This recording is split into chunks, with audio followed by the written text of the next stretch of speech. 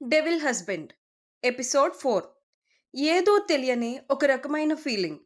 అతని మాటల వల్ల కృంగిపోతున్న ఆమె మనసు కూడా ఈ క్షణం అతను తన నుదుటన సింధూరాన్ని అలంకరిస్తుంటే తెలియకుండానే ఏదో తెలియని వింత అనుభూతిని అనుభవించింది. ఆ ఫీలింగ్‌కి ఇప్పుడే ఓ పేరు పెట్టడం సరైనది కాదేమో! అలా అని ఏ పేరు పెట్టకుండా ఉండడం కూడా సరైనది కాదేమో! కళ్ళల్లో కన్నీళ్లు మరోమారు ఉప్పొంగాయి ఆమెకు. ఇది ఒక కాంట్రాక్ట్ మాత్రమే, పెళ్లి కాదు అని మళ్ళీ మళ్ళీ తన మనసుకు తానే ఎందుకు చెప్పుకుంటుందో కూడా ఆమెకు తెలియట్లేదు. కానీ చెప్పుకుంటుంది. మరికొన్ని నిమిషాల్లో నల్లపూసలను ఆమె మెడలో అలంకరించడానికి అతను తన చేతులను ఆమె శంఖంలాంటి మెడ దగ్గరకు తీసుకొచ్చాడు. ఆమె కన్నీళ్లు అతని కోమలమైన చేతుల మీద పడి ముత్యాల్లా మెరుస్తున్నాయి. వాటిని గమనిస్తూనే అగ్ని సాక్షిగా ఆమె మెడలో నల్లపూసలను అలంకరించాడు పెళ్ళికొడుకు. మరీ ఇంత ఏడ్చకు. నేనే నిన్ను పర్మనెంట్‌గా ఉంచుకోవడానికి పెళ్లి చేసుకోవడం లేదు. నువ్వు జస్ట్ నాకు టెంపరరీ వైఫ్‌వి. అర్థం చేసుకో, బాండ్ సైన్ చేశావు కదా! ఇది నీకొచ్చిన ఒక జాబ్ అనుకో. నీ పోస్ట్ నా వైఫ్‌గా. అంతే. సింపుల్. ఎందుకిలా ఏడుస్తూ నీ బ్యూటీని పాడు చేసుకుంటున్నావు? విసుగ్గా వచ్చాయి అతని మాటలు ఆమె చెవి దగ్గరగా. అగ్ని సాక్షిగా నీ చెయ్యి ఎప్పటికీ విడువనని ప్రమాణం చేయాల్సిన వాడు మాటి మాటికి సంవత్సరానికే మన దారులు వేరంటూ చెప్తుంటే ఆమె మనసు ఎంత బాధగా మూలుగుతుందో అతను అర్థం చేసుకోలేకపోతున్నాడు. చెల్లెల కోసం, తమ్ముడు కోసం మాత్రమే చేసుకుంటున్న ఈ పెళ్లి ఆమెకు అతని మాటల వల్ల పుడుతున్న బాధకు ధైర్యంగా ఎందుకు మారలేకపోతుందో మరి ఆమె మనసుకే తెలియాలి. అగ్ని సాక్షిగా అతని వెనుక 7 అడుగులు వేస్తున్న ఆమె ఒక్కసారిగా స్పృహ తప్పి పడిపోబోతుంటే భుజం మీద నుంచి దుప్పటా జారడం గమనిస్తూ ఫ్రాక్షన్ ఆఫ్ సెకండ్స్‌లో అలర్ట్ అయ్యాడు పెళ్ళికొడుకు.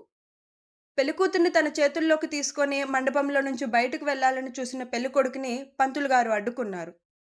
ఇంతవరకు మండపం ముందు ప్రేక్షక పాత్ర వహిస్తూ కూర్చున్న ఓ పెద్ద వయసు వ్యక్తి తన స్టిక్ పట్టుకొని లేచి స్టిఫ్‌గా నిలబడి ఆమెతో జీవితాన్ని పంచుకుంటున్నందుకు సాక్షిగా చేస్తున్న ప్రదక్షిణలవి. వాటిని మధ్యలో ఆపకూడదు రుద్రాంశ్ నందన్ గారు మీరు. మీ భార్యను మీరలా ఎత్తుకునే ఆ అగ్నిసాక్షిగా ఎటువంటి సంక్లిష్ట పరిస్థితుల్లోనూ తనను వీడనని ప్రమాణం చేస్తున్నట్లుగా అగ్ని ప్రదక్షిణ చేయండి అన్నారు గంభీరంగా ఆయన. ఇష్టం లేకపోయినా కూడా ఆ పెద్దాయన మాటను కాదనలేక అనే కన్నా కాదనే అవకాశం లేక అనాలేమో. కాదనే అవకాశం లేక ఆయన చెప్పినట్టే పెళ్ళికూతుర్ని తన చేతుల్లోకి తీసుకొని సరిగ్గా మౌల్డ్ చేసుకుంటూ అగ్ని చుట్టూ అగ్ని ప్రదక్షిణ చేయడం మొదలుపెట్టాడు రుద్రాంశ్ నందన్. అందరూ వేస్తున్న పుష్పాక్షతలు ఆశీర్వాదాలుగా మారి ఆ జంటను తడిపేస్తున్న సమయాన అప్పుడే మండపంలోకి పరుగున వచ్చిన ఓ అమ్మాయి పెళ్ళికొడుకుని అతని చేతుల్లో ఒదిగిన పెళ్లి కూతుర్ని నిప్పులు కక్కే కళ్ళతో చూస్తూ ఇంకొక్క క్షణం కూడా అక్కడ ఉండలేక ఎలా వచ్చిందో అలానే వెళ్ళిపోయింది. మరో అమ్మాయి ఇంతకు ముందు పెళ్ళికొడుకు గదిలో అతని కింద స్వర్గ సుఖాలను అనుభవించిన ఆమె ఆ జంటను తడిచూపులు చూస్తూ మౌనంగా ఇంకక్కడ ఉండలేనన్నట్టు బయటకు నడిచింది భారమైన అడుగులు వేస్తూ. అగ్ని ప్రదక్షిణలు పూర్తయిన వెంటనే తన చేతుల్లో ఒదిగిన పెళ్ళికూతుర్ని తీసుకొని రుద్రాంశ్ నందన్ కూడా అక్కడున్న ఎవ్వరినీ పట్టించుకోకుండా బయటకు నడిచాడు. అతని వెంటే పిఏ కూడా నడిస్తే ఆ జంటను దీవించడానికి వచ్చిన బంధువులంతా చెవులు కొరుక్కోవడం మొదలుపెట్టారు.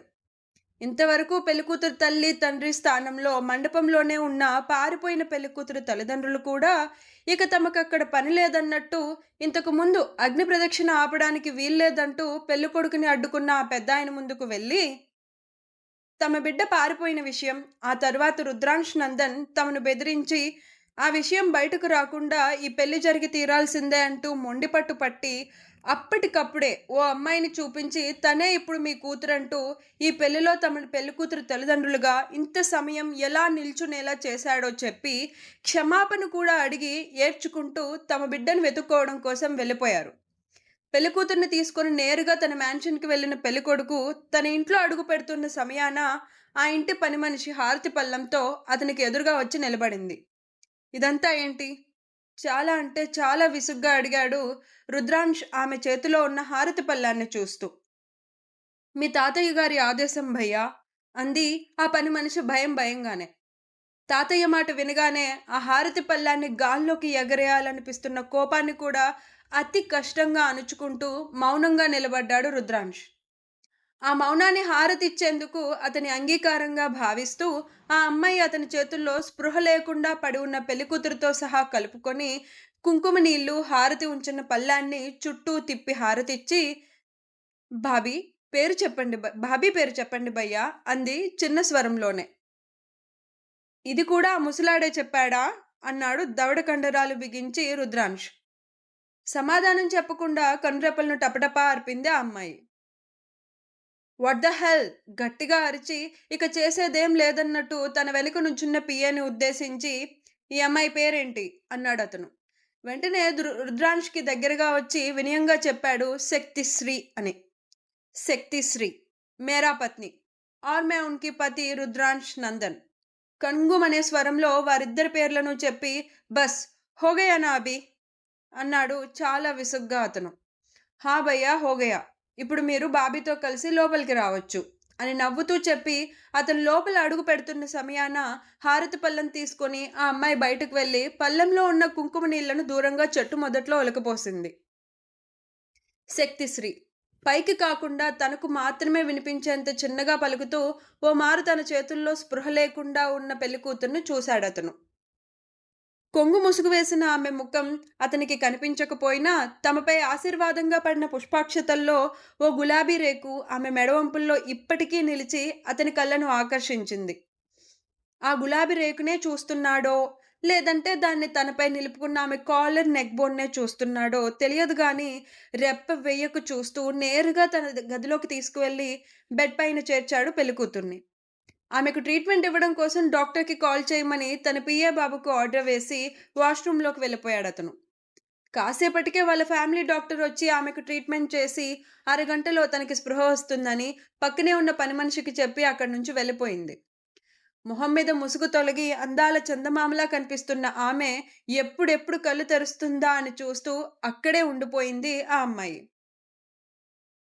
భారంగా అనిపిస్తున్న కనురెప్పలను అతి కష్టంగా తెరిచిన ఆమె తను హాస్పిటల్‌లో ఉన్నానని అర్థం చేసుకుంటూ వెంటనే తన పొట్ట మీదకి చేతులు తీసుకెళ్ళి, "నా బేబీ, నా బేబీ" అని పలవరిస్తూ కంగారు పడుతుంటే, ఆమె కళ్ళు తెరిచే క్షణం కోసమే ఎదురు చూస్తున్న ఆ అమ్మాయి వెంటనే, "భాబీ, భాబీ ప్లీజ్ ఏడవకండి. ఇప్పుడు మీరు ధైర్యంగా ఉండాలి" అంటూ ధైర్యం చెప్పే ప్రయత్నం చేస్తుంది. తనలో ప్రాణం పోసుకున్న తన బిడ్డ ఇప్పుడు లేడని అర్థమవుతుంటే, ఆ తల్లి పడే వేదన ఎంత చెప్పినా ధైర్యం ఎవ్వరూ తీర్చలేరు. గట్టిగా ఏడ్చుతూ నాకు నా బేబీ కావాలంటూ దీనంగా అడిగింది అప్పుడే లోపలికి వచ్చిన డాక్టర్‌ని శక్తిశ్రీ.